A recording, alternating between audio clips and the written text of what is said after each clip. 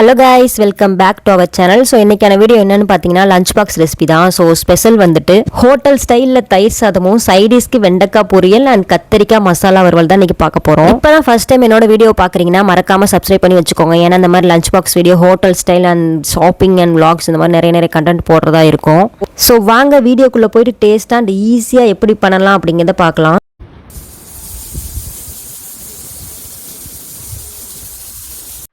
நான் 1 கப் சாதம் எடுத்திருக்கேன். உங்களுக்கு எவ்வளோ தேவையோ அவ்வளோ எடுத்துக்கோங்க. அது கூட ஒரு அரை டம்ளர் அளவு பால் ஆட் பண்ணுறேன். பால் நம்ம எதுக்கு ஆட் பண்ணுறோம் அப்படின்னா, தயிர் சாதம் நம்ம பண்ணும்போது தயிர் கொஞ்சம் நேரம் ஆச்சுன்னா புளிச்சு போயிடும். ஸோ அந்த புளிப்பு இல்லாமல் இருக்கிறதுக்காண்டி தான் பால் ஆட் பண்ணுறோம். நெக்ஸ்ட்டு நான் 1 பாக்கெட் தயிர் வந்துட்டு ஆட் பண்ணுறேன்.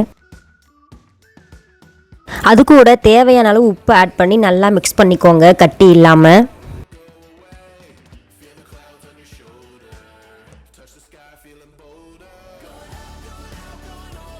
நெக்ஸ்ட்டு தாளிப்புக்கு போயிடலாம். தாளிப்புக்கு ஒரு கடாயில் 1 டேபிள் ஸ்பூன் ஆயில் ஆட் பண்ணிக்கோங்க. அது கூட 1/4 டீஸ்பூன் கடுகு ஆட் பண்ணிக்கோங்க. அண்ட் 1 டீஸ்பூன் உளுந்து ஆட் பண்ணி அந்த கலர் மாறினதுக்கப்புறம் 1 துண்டு இஞ்சியை நான் பொடியாக கட் பண்ணி வச்சுருக்கேன். இப்போ அதையும் ஆட் பண்ணிக்கலாம்.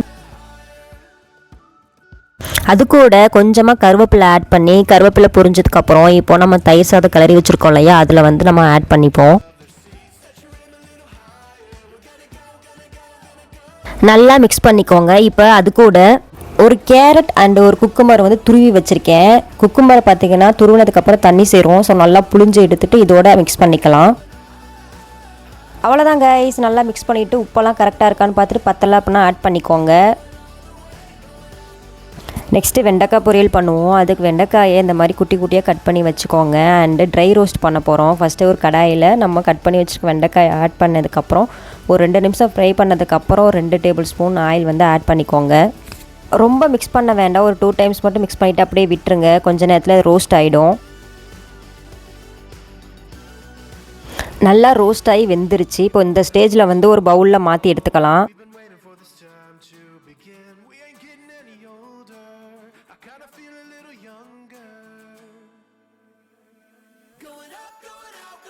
அதே கடாயில் 1 டீஸ்பூன் ஆயில் ஆட் பண்ணிவிட்டு 1/4 டீஸ்பூன் கடுகு ஆட் பண்ணி பொரிஞ்சதுக்கப்புறம் 1/4 டீஸ்பூன் ஜீரகம் ஆட் பண்ணிக்கோங்க. நான் பொடி பண்ணி வச்சுருக்கேன். ஸோ நீங்கள் அப்படியே கூட ஆட் பண்ணிக்கலாம். குட்டி சைஸ் வெங்காயத்தை நான் கட் பண்ணி வச்சுருக்கேன். இப்போ அதையும் ஆட் பண்ணி நல்லா வணக்கிப்போம். இப்போ 1 டீஸ்பூன் உப்பும் 1/4 டீஸ்பூன் மிளகாத்தூள் 1/4 டீஸ்பூன் மிளகுத்தூள் இதெல்லாம் ஆட் பண்ணி நல்லா மிக்ஸ் பண்ணிப்போம் ஒரு 2 நிமிஷம்.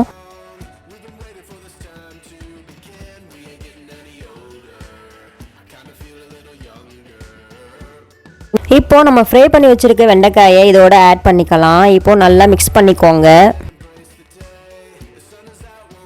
அவ்வளோதான் காய்ஸ், ஒரு 2 நிமிஷம் மட்டும் மிக்ஸ் பண்ணிக்கோங்க லோ ஃப்ளேமில் வச்சு.